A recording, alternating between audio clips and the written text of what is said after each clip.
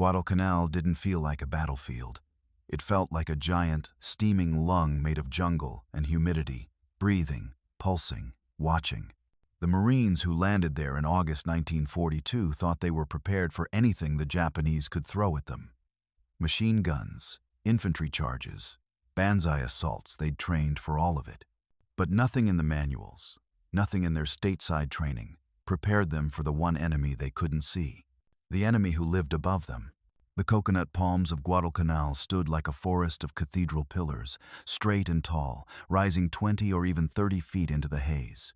To a Japanese sniper, they were perfect sanctuaries, natural towers overlooking every trail, every clearing, every spot where a thirsty Marine might duck out of cover to scoop a canteen of river water. To the Marines, they were something worse. Execution platforms. Death. Elevated. By early September, the stories had spread across the island like whispered curses. Tales of single Japanese marksmen tying themselves to the upper trunks of coconut palms, hauling up water, rice balls, and a sack to defecate in so they never had to give away their positions. They'd wait motionless for hours, sometimes days, blending into the fronds so completely that even when a Marine stared straight at the tree, he saw nothing but green. And then someone would fall. A single crack sometimes. Not even that, just the whip of a small supersonic round, and a Marine who stood up a second too long would drop as if yanked by a string. That morning near the Guadalcanal River, the air was hotter than usual, heavy enough to taste. A thin fog clung to the undergrowth, the kind that made shadows feel alive. The Marines of Fox Company moved cautiously along the narrow trail, knuckles white around their rifles, eyes scanning every direction except the one that mattered most. Up. The first shot came from nowhere. A private at the end of the column jerked backward, helmet tumbling off his head as a neat round hole opened above his left eyebrow. He didn't make a sound. He just collapsed, limbs loose, face slack dead before he hit the ground. "Sniper, get down!" It was an instinctive shout, but it was useless. Everyone was already down, already pressed into the soil like flattened tin targets. They wanted to return fire, God. They wanted to, but at what?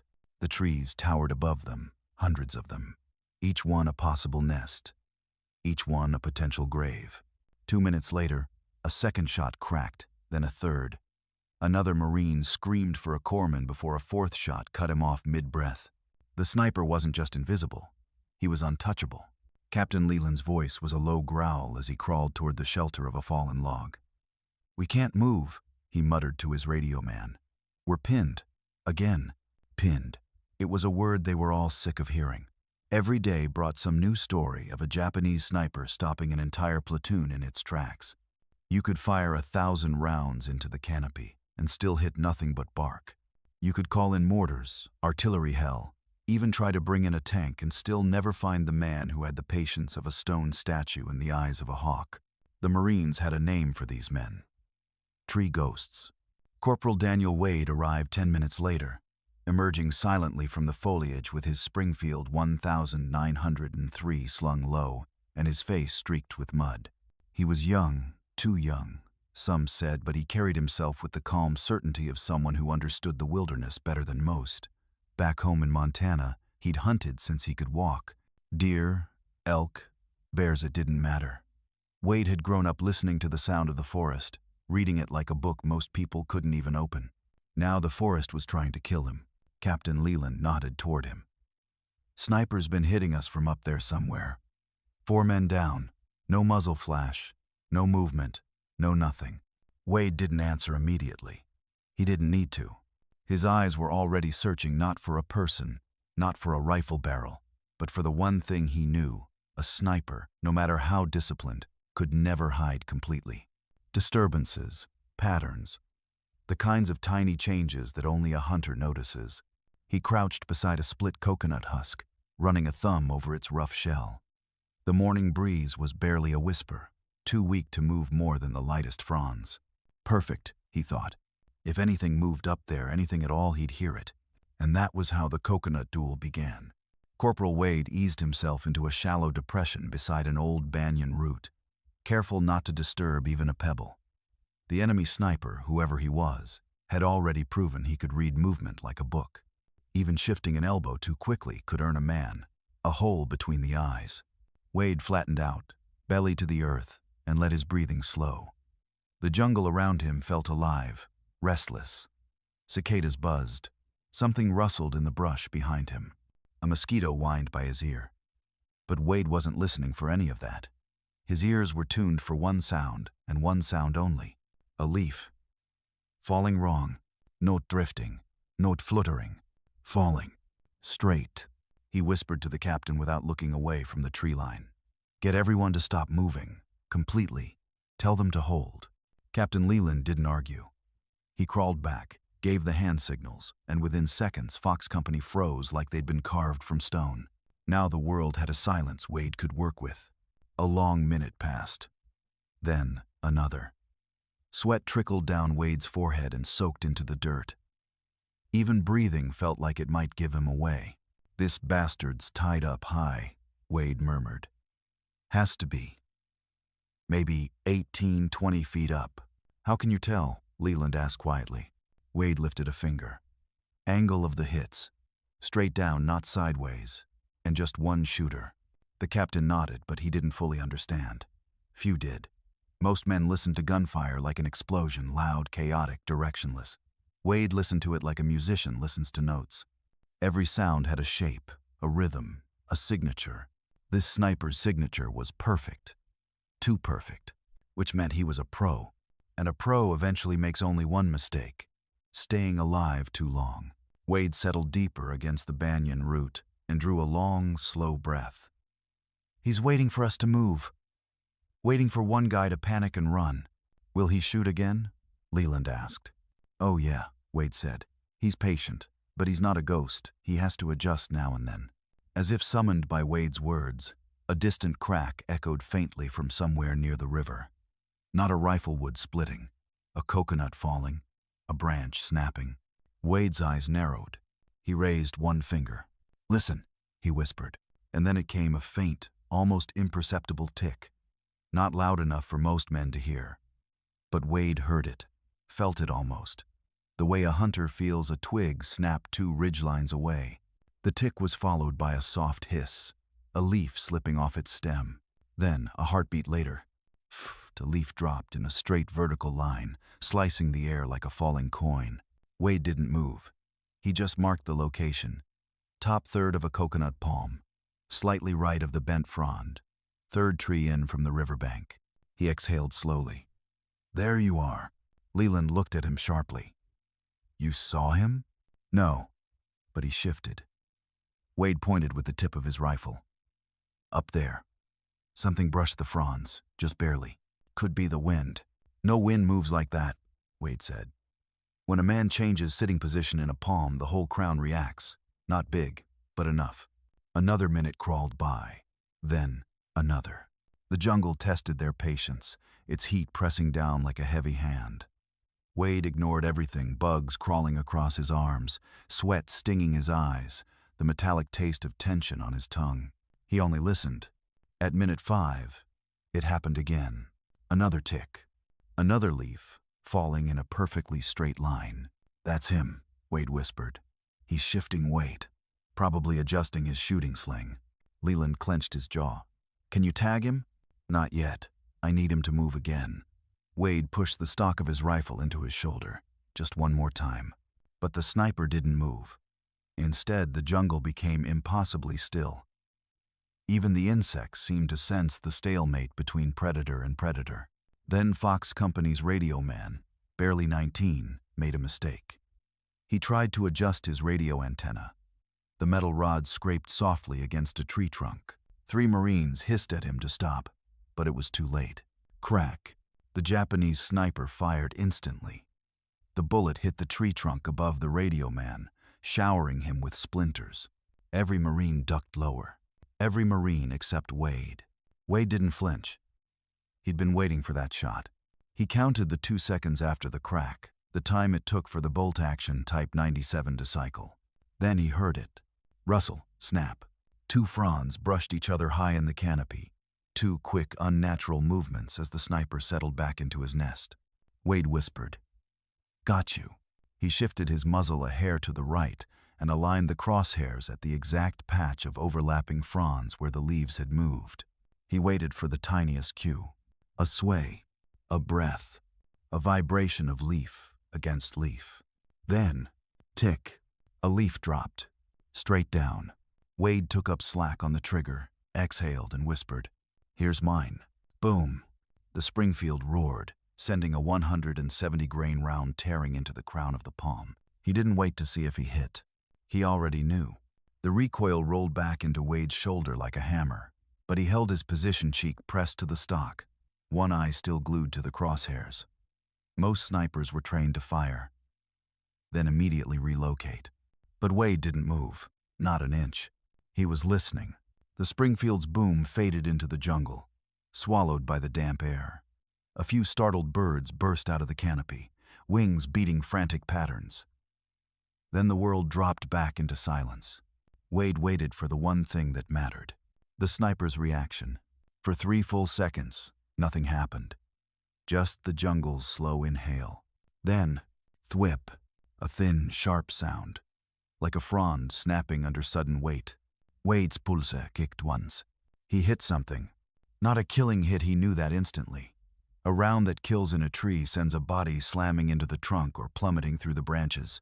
But this sound, this was different. A shift, a stumble, a wounded man trying to stay balanced. Captain Leland slid over next to him, whispering harshly, "Did you get him?" "Clipped him," Wade murmured. "Shoulder or the side. He's hurt, but not dead." "How can you tell?" Wade didn't look up from his scope. "Listen." They all listened. The jungle held its breath. 1 second, 2 seconds, 3. Suddenly a flutter of leaves cascaded down from the crown of the palm. Not drifting, falling in an uneven, chaotic spray as if knocked loose by a flailing arm. The Marines around Wade stiffened. "Jesus," one whispered. "He's up there." Wade kept his voice low and steady. "He's moving, trying to reposition. He knows someone spotted him." The Japanese sniper had survived the first round, and a wounded sniper was far more dangerous than a fresh one. Pain could make a man unpredictable, desperate. That's when Wade heard it. A sound no one else caught. Rope, sliding, against bark. Thin, abrasive. A faint sh-sh as tension shifted through the fibers. The enemy sniper was adjusting the rope tied around his waist, the rope that kept him anchored to the tree, and he was doing it fast. "He's gonna try to slide down," Wade whispered. "He knows he's compromised." Leland's voice was barely audible. "Can you stop him?" "I can try." Wade steadied his breath. If the sniper made it 5 feet down the trunk, he'd hit the thick mid-canopy and vanish into layers of fronds. Once inside that green maze, he could drop silently to the ground and disappear into the undergrowth. The Japanese were masters at it. Catching him again would be nearly impossible. Wade swept his scope across the small area where the spray of leaves had come from. The sunlight cracked through the fronds in broken spears, almost hypnotic. Shadows layered over shadows. Nothing moved. Then, a sudden blur, just a flicker, a fraction of a silhouette, a darker shape sliding against the pale green of the palm trunk. Wade tightened his grip. "I see you." The Japanese sniper had begun his descent. One hand gripping the rope above. One hand pressed to his shoulder. Wade's bullet had found home. His rifle slung awkwardly behind him. The rope creaked again as his weight lowered an inch, then another. Wade adjusted the elevation knob on his scope, breathing in a slow rhythm. 4 seconds in, hold for 2, exhale for 3. The way his father taught him back home hunting mule deer on cold Montana mornings. Except this wasn't a deer. This was a ghost sliding down a tree, fighting for life. Wade waited for him to clear the first fan of leaves, where just a palm's width of exposed trunk might reveal him. The sniper descended another foot, and then something unexpected happened. A gust of warm air rippled through the canopy, just a brief push of wind off the river. But it was enough. The fronds swayed open like curtains, and for half a heartbeat Wade saw him, the Japanese sniper's face. Sweat streaked, eyes wide, a strip of cloth tied across his forehead, blood soaking through the left side of his tunic. The window lasted barely a moment. But Wade didn't need a moment. He needed a fraction. He squeezed the trigger. Boom! The rifle thundered again, echoing across the riverbank. A handful of Marines flinched, but Wade stayed on target. For a split second, there was silence. Then, thud, a sharp, heavy impact on the ground beneath the palm. Not the soft rustle of leaves, not the bounce of a falling coconut. A body, somewhere behind Wade. A Marine exhaled shakily. Holy hell, but Wade wasn't celebrating. Not yet. Not until he confirmed. He kept watching the base of the palm, waiting to see even the smallest twitch of movement. A wounded man might fall, but could still have fight left in him. 5 seconds passed. 10. 15. Nothing. Wade finally lowered his rifle. He's done. Captain Leland placed a hand on his shoulder. "Goddamn fine shooting, Corporal." Wade didn't answer right away. His eyes stayed on the tree, scanning for anything out of place, because something about the sniper's descent bothered him. Something about the angle. Something about the way he held the rope. He wasn't climbing down. He was trying to reach something. Somewhere. Wade's stomach tightened. The duel wasn't over. Not yet. For a few long seconds, no one moved. The jungle held its breath as the Marines of Fox Company watched the base of the palm tree where the Japanese sniper had fallen. Wade kept his eyes trained on the spot, waiting for even the slightest flicker. Nothing. Finally, a Marine whispered, "You got him, Corporal. He's finished." Wade didn't nod, didn't relax, didn't take his cheek off the rifle stock. Something was wrong. The angle of the fall, the tension on the rope, the way the body dropped it hadn't been a free fall. Something had slowed the descent in an unnatural pattern, as if the weight had snagged on something midway down. Or someone. Wade's jaw tightened. He spoke without taking his eyes off the canopy. "Don't move, any of you." Captain Leland froze. "What is it?"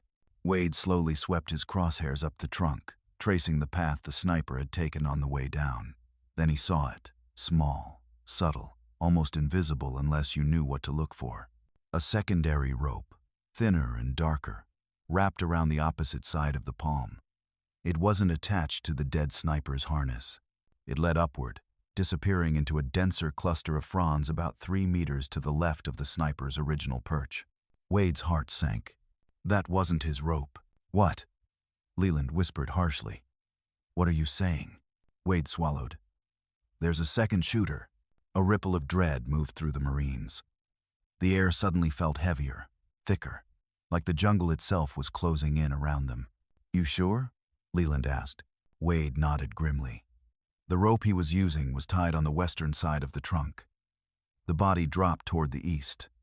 That only happens if something pulls it in that direction. "You think he was trying to reach the other sniper?" "No," Wade said. He was signaling him, as if the jungle itself wanted to confirm Wade's words. A faint metallic click echoed overhead, not the sharp, loud slap of a bolt cycling. Just a quiet, deliberate movement, the sound of someone adjusting their rifle or shifting their weight. Leland hissed, "Everyone down, now." But they were already down. Every Marine hugged the earth like it might swallow them whole. Wade slid slightly to the left, adjusting his position by barely an inch. He scanned the upper branches again. The second sniper was good, very good. Better than the one Wade had just hit. A true ghost, invisible even when you looked straight at him. But he had made one mistake. He had reacted to his partner's fall. Wade saw a faint tremor, no more than a vibration in a single frond, where a boot or knee brushed too close. It was tiny, almost laughably small. But it was enough. Wade locked in. "There," he murmured. Leland whispered, "Can you hit him?" Wade didn't answer. The question wasn't can, but should. A second sniper meant something else, something worse. Wade understood sniper doctrine well enough to know the implications.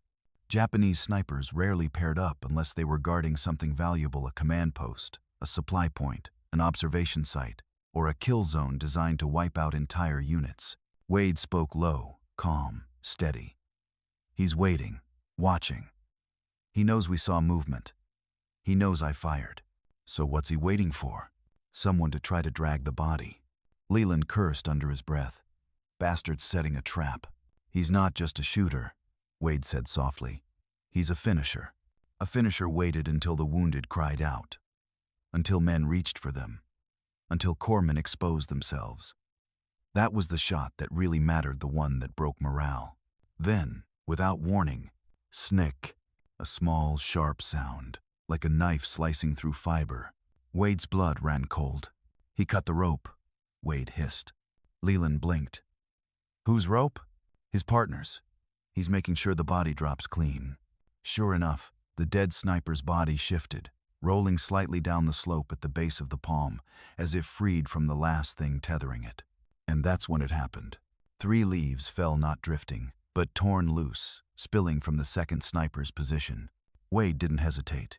He fired. Boom! The shot tore through the fronds with violent force, sending splinters of palm bark flying. But this time, the tree didn't answer with a thud. No body fell. No leaves showered down. The jungle went dead still. Wade gritted his teeth. Missed. He flattened himself against the trunk. Leland swore softly. "We're in trouble." The second sniper now knew exactly where Wade was hiding, and unlike the first, this one wasn't wounded, wasn't desperate, wasn't panicking. He was calculating. Predator against predator. And Wade had just revealed his firing angle. "Everyone stay behind cover," Wade warned. "He'll be aiming for me now." A faint whisper of movement above just the slightest slide of cloth on bark. Wade shifted his rifle an inch, maybe 2, adjusting for where the sniper would aim from next.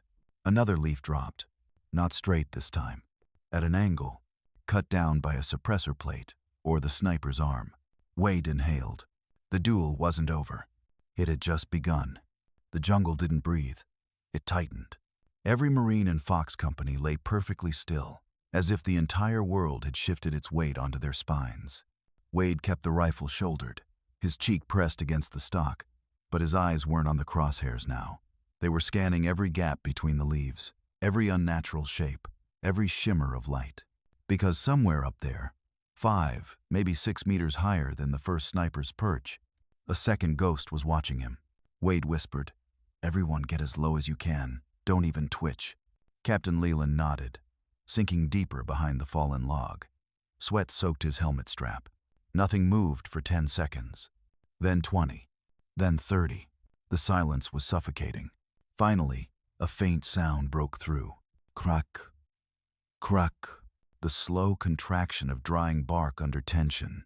Not loud, not threatening. But Wade recognized it immediately. The second sniper was adjusting his aim, turning, pointing downward. "Shit," Wade breathed. This shooter wasn't panicking, wasn't scrambling like a wounded man. He was calm, controlled. He knew Wade had fired twice. That meant Wade had to be somewhere with an unobstructed shooting lane toward the crown, and he was narrowing it down. A single palm frond swayed. Barely a fingertip's worth of movement. No wind, no bird, no lizard could have caused it. Wade tracked the motion without raising his rifle. Raising the scope now would give the second sniper a clean silhouette to target. Instead, he whispered, "He's repositioning for a kill shot." Leland swallowed hard. "On who?" "Me," a nearby Marine whispered, voice cracking. "Corporal, you sure about that?" "Yeah," Wade murmured. A finisher always goes for the counter-sniper first. The second sniper had waited until Wade took 2 shots, revealing not just direction but rhythm. A good sniper could sense distance from the recoil sound alone, and now he was calculating. Wade's pulse slowed.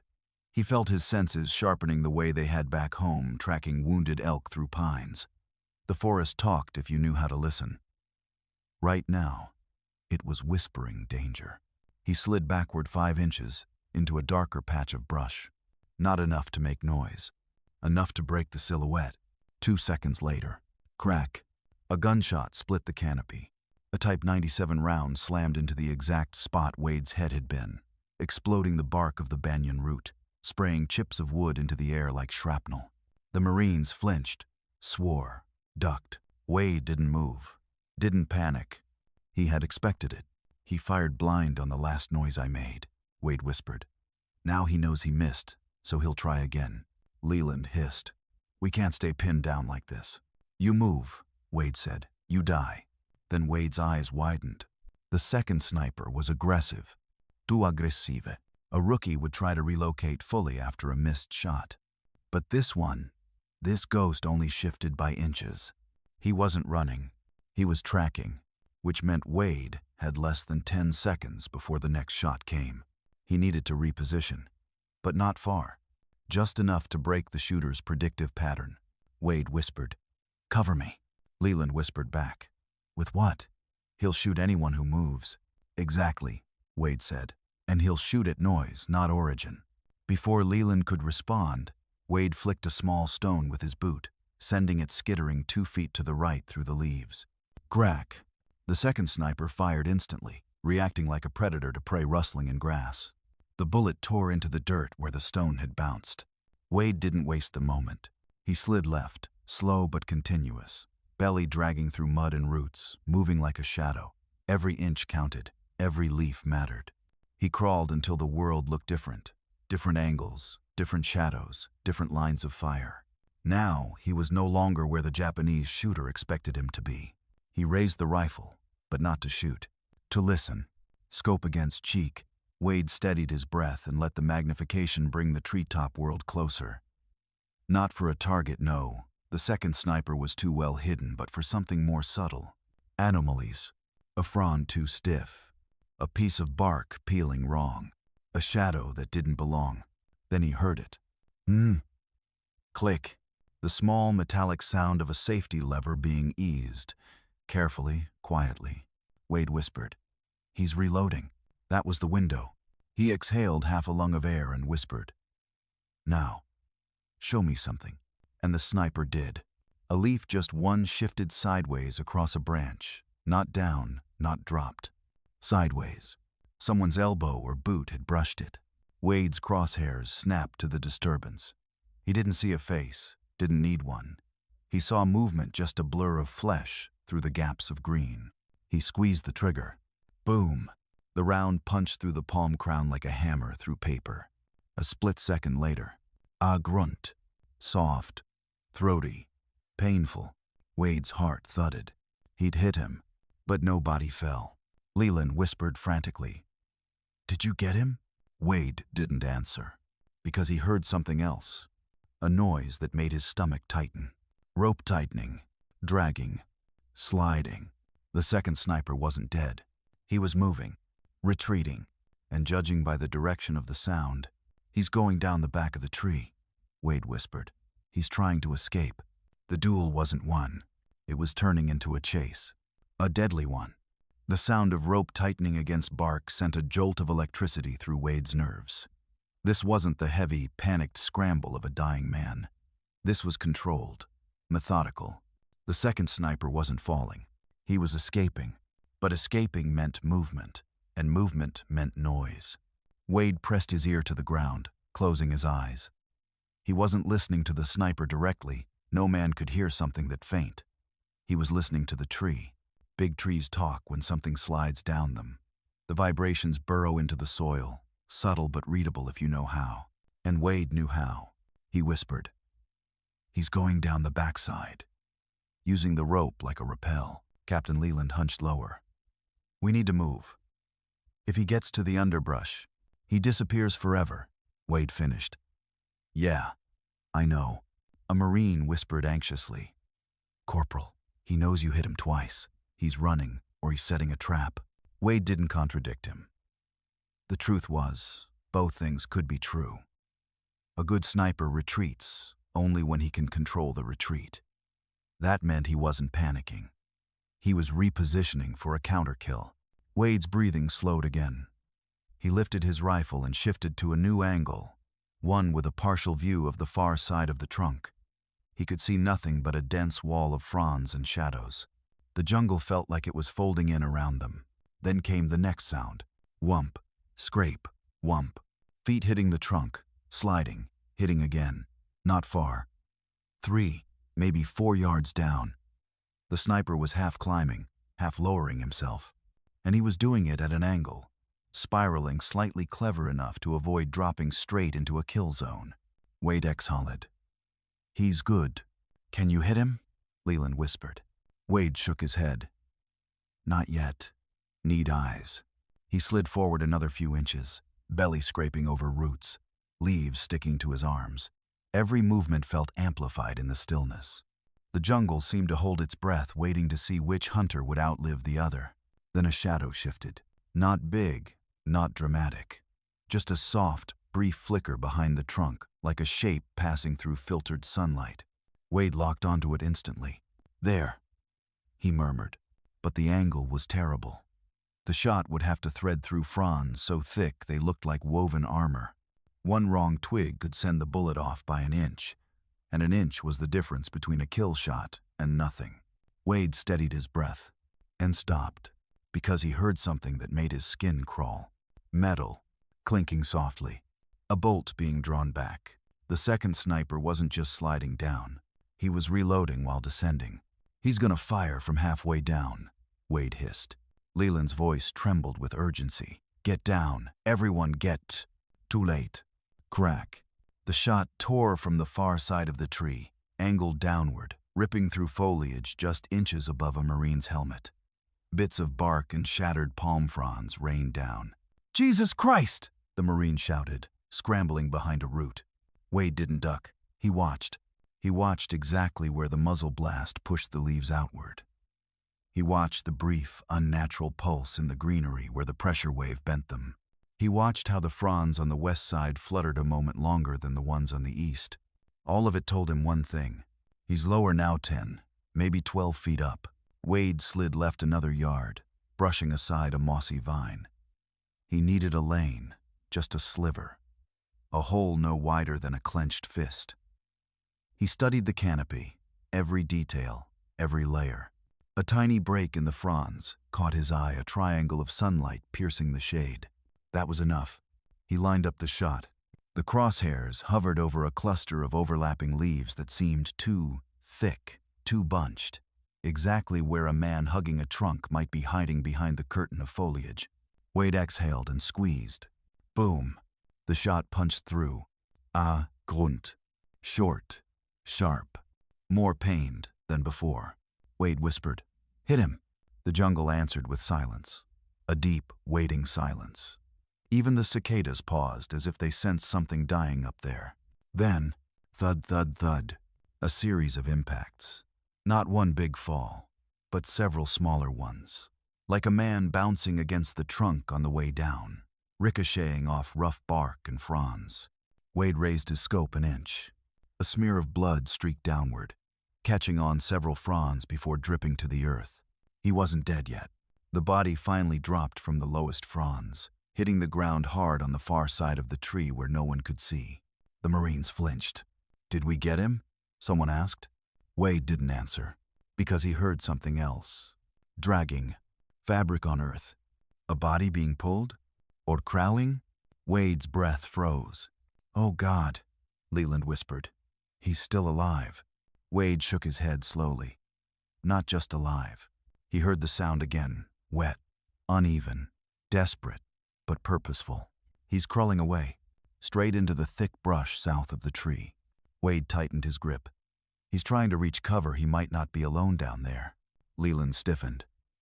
"Another sniper, or a rifle squad," Wade murmured. "Or a forward observer, or a radio." His tone darkened. He wasn't guarding nothing. Someone put him in that tree for a reason. The dragging grew fainter. Wade made his decision. "I'm going after him." Leland grabbed his arm. "You're going alone." "That's the point," Wade said. "He won't expect one man." He chambered a fresh round and vanished into the brush like a shadow. The duel wasn't over. It was about to become a hunt. The jungle swallowed Wade the moment he slipped into the brush. 1 second he was 10 feet from Fox Company, and the next he might as well have been 10 miles away. That was the thing about Guadalcanal. The moment you left the trail, the world closed in around you, dark, wet, and alive. Wade kept his body low, almost crawling on elbows and knees.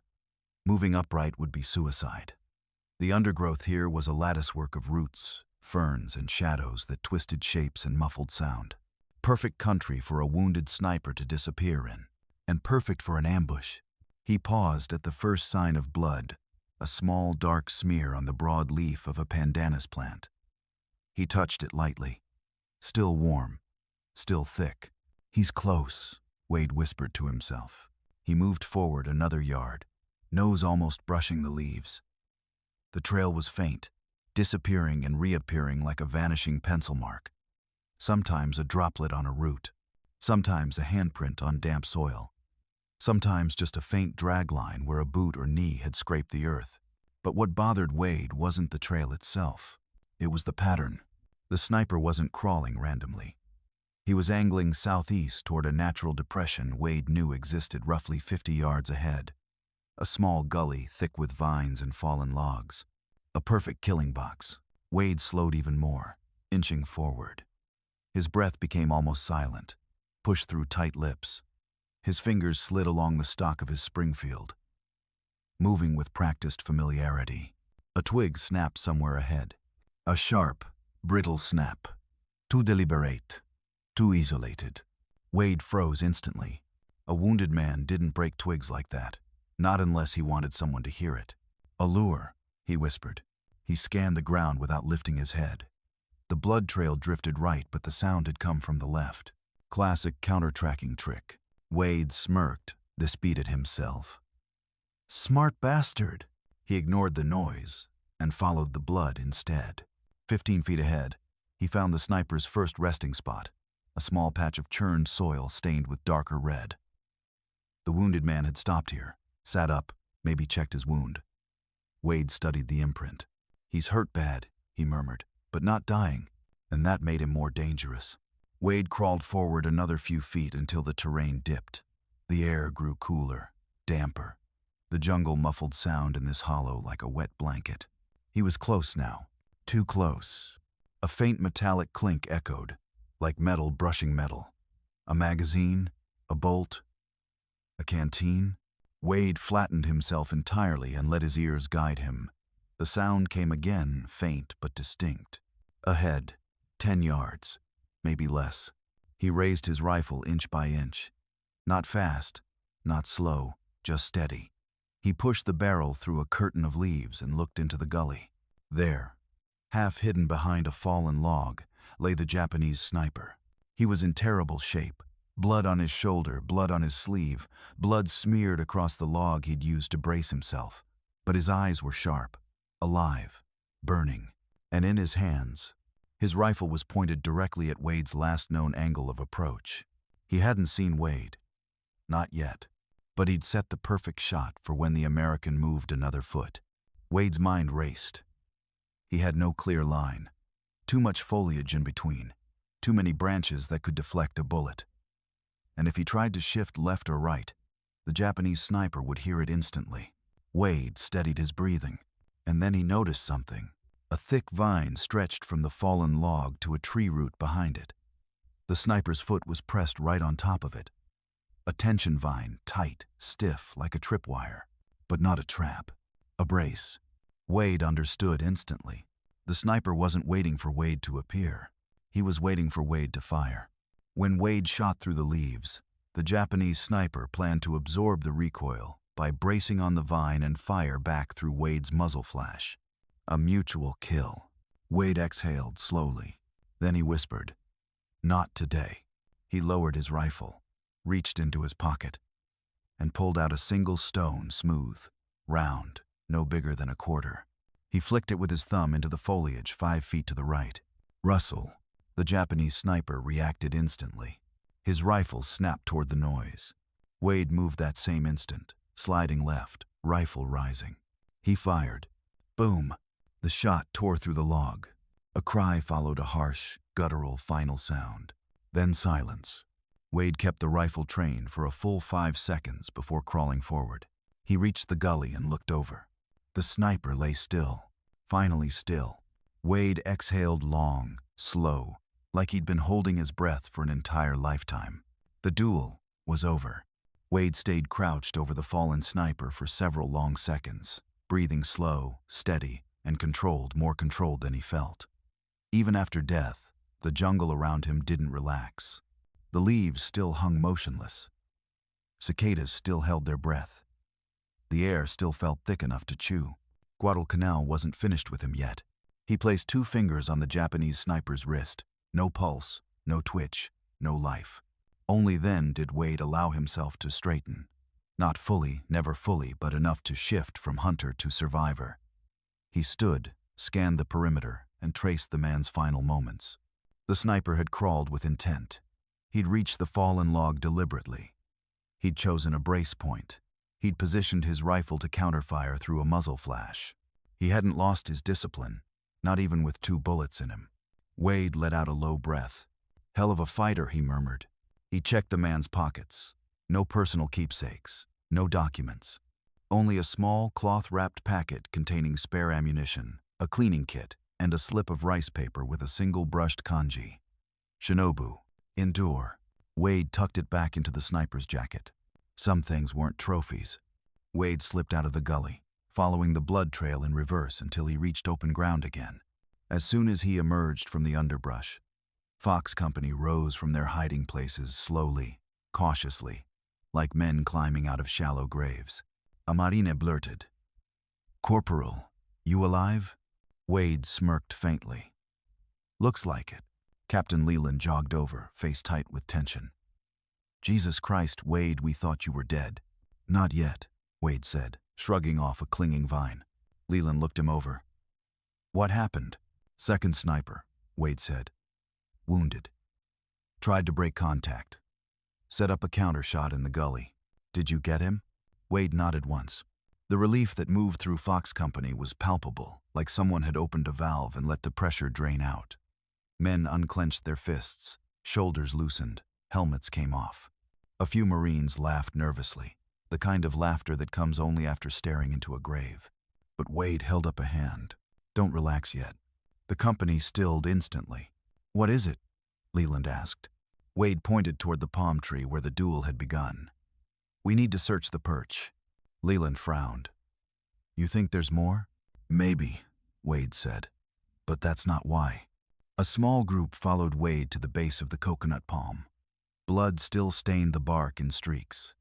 The first sniper's body lay under a cascade of fallen fronds. The second sniper's blood marked the opposite side. But Wade wasn't interested in the bodies. He was interested in their nest. "Boost me up," he said. 2 Marines interlocked their hands, lifting him high enough to reach the lowest growth knots. Wade climbed slowly, silently, gripping the trunk like a man climbing the spine of a beast. At 10 feet up, he reached the first perch, the original sniper's firing position. The small hollow he had carved into the palm was expertly done, below eye line, shielded from 3 directions, perfect for single-shot engagements. But something else caught Wade's attention.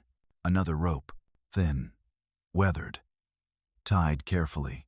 He followed it with his hand. It led around the trunk, to the second perch. Wade swallowed. "Jesus," he whispered. There hadn't been 2 snipers operating independently. They had been one team. The first perch was a forward lure. The second was a kill seat set further back, nearly invisible, with a better angle and more concealment. The second sniper hadn't been surprised by the first man's death. He had been waiting for it. Wade's stomach turned. This wasn't a casual sniper pair. This was a trained dual perch execution unit. He kept climbing. At the second perch, he found something worse. A scope case, Japanese issued, wrapped in cloth. Inside was a glass lens ground to perfection, not a rifle scope, a spotting scope. The second sniper hadn't just been a shooter.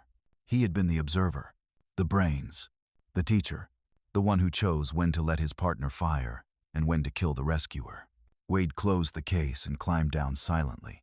Back on the ground, Wade handed the case to Captain Leland. Leland frowned. "Spotting glass. Christ." Wade nodded. They weren't 2 snipers. They were a sniper team. 1 spotter, 1 shooter. Same as us, except better camouflaged. "This was planned," Leland muttered. "A whole kill zone for 1 patrol route. They were waiting for us," Wade said calmly. "For weeks." A cold realization spread across the group.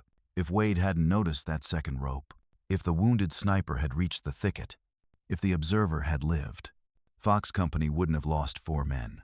They would have lost 40. Captain Leland looked at Wade. "You saved the whole damn company." Wade didn't answer. He just looked up into the palm canopy, a cathedral of fronds, shadows, and silent ghosts. He whispered, "They'll have more." They carried the Japanese sniper's body out from the gully with the same caution they would have used for unexploded ordnance. Not out of respect, though some men felt that too, but because everyone in Fox Company had learned one hard truth about snipers on Guadalcanal. If one dies openly, a second might be watching. But today, the ghosts in the trees were finally silent. The Marines laid the body on a patch of flattened ferns. Sunlight filtered through the canopy, streaking the fallen sniper in thin strips of gold. Captain Leland crouched beside him while Wade stood a few feet back, cleaning a smear of mud from the stock of his Springfield with the edge of his sleeve. "Let's see what we're dealing with," Leland muttered. They rolled the body gently. The first wound was obvious. A clean entry high in the right shoulder, the kind that would knock a man off balance but not kill him. Wade recognized it immediately. "That's the first round I sent," he said quietly. A Marine leaned in. "Then what's this?" he asked, pointing near the collar. Wade knelt down and traced the second wound with his eyes. A small, dark puncture just below the base of the neck, where the collarbone met the throat. The second bullet hadn't killed him cleanly. It had killed him instantly.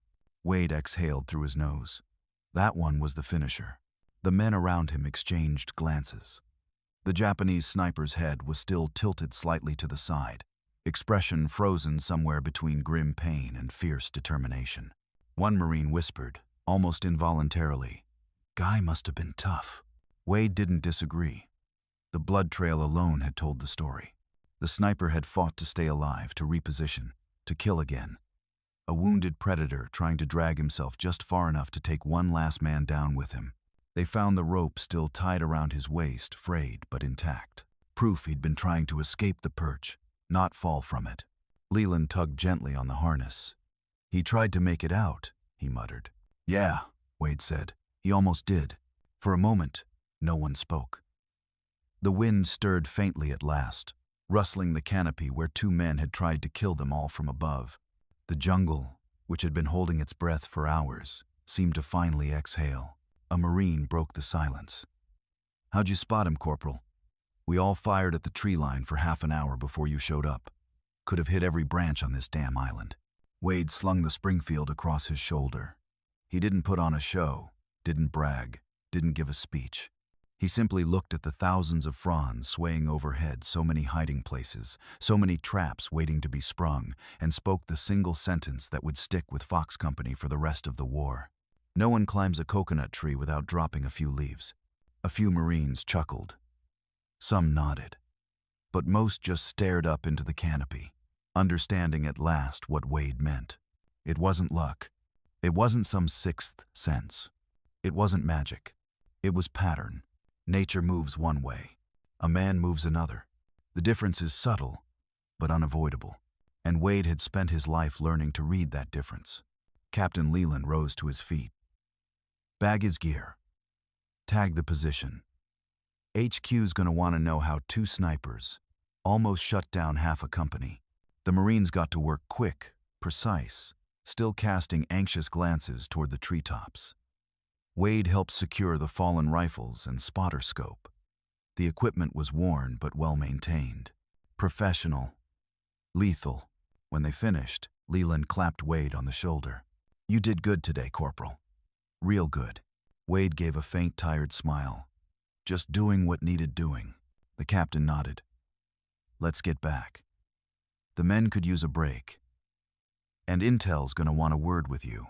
Wade started walking, boots sinking softly into the damp soil.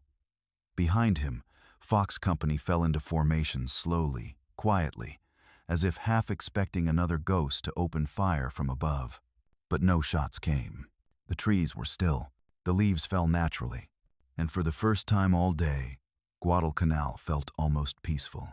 Wade took one last look over his shoulder at the towering palms. Today, the ghosts had lost. Tomorrow, he'd be listening for the leaves again. Long after Fox Company pulled back from the Guadalcanal, long after the bodies were buried and the tree line reclaimed its silence, the story of what happened under the coconut palms became something else. Not a battle report, not a tactical lesson, not even a confirmed engagement. It became a memory passed from Marine to Marine like a ghost story with a heartbeat.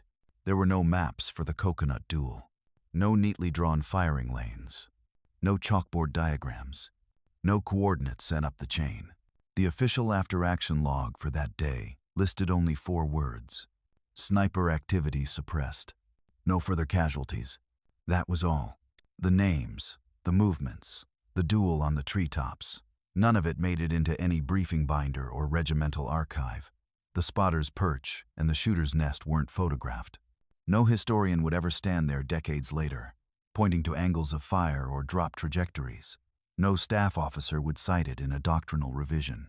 It lived only in recollection.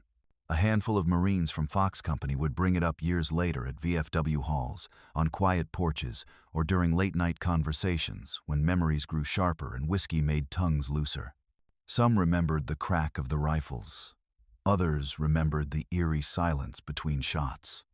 Many remembered the terror of not knowing where death was hiding. But all of them remembered one man, the quiet kid from Montana, who listened to trees the way others listened to orders. They remembered how he told them to hold still, how he crawled alone into the underbrush, how he came back with mud on his sleeves and the ghosts finally gone. They remembered the calm in his voice when he explained what others had missed. Wade never bragged, never told the story loudly, never claimed heroics. When asked how he knew where to look, he always gave the same answer, a simple truth wrapped in the rhythm of the jungle itself. You don't find the sniper, you find the mistake. And on Guadalcanal, the mistake wasn't a muzzle flash, or a sound, or even a shadow. It was a leaf, falling wrong, falling straight, falling because a man, no matter how well trained, how disciplined, how camouflaged, inevitably disturbed the world around him. In the decades after the war, Guadalcanal grew quiet again. The coconut palms reached higher, the undergrowth thickened, rain erased the footprints and bloodstains. Nature reclaimed the trenches and foxholes, flattening them into gentle depressions no traveler would recognize. But some truths outlast the soil. Ask any Marine who fought there long enough to hear the jungle breathe. Ask the men who spent nights staring upward at the crowns of palm trees, wondering which one hid the barrel that would take their life. They'll tell you the same thing every time. It wasn't the rifle shot that killed you. It was what happened before it. The thing so small, so quiet, so ordinary, that only the doomed ever noticed it. A leaf, a whisper, a soft vertical drop through humid air, a sign that somewhere above, patience had found a perch. And so, for those who survived Guadalcanal, the Coconut Duel wasn't just a story of a sniper and a counter-sniper. It was a reminder of how war works in places where the jungle decides the rules, where light barely reaches the ground, where ghosts live in trees, where every branch hides suspicion, where silence is deadlier than noise, and where one truth remains carved into the memories of the men who walked away. Out there in the coconut groves, it's not the bullets that warn you, it's the falling leaves,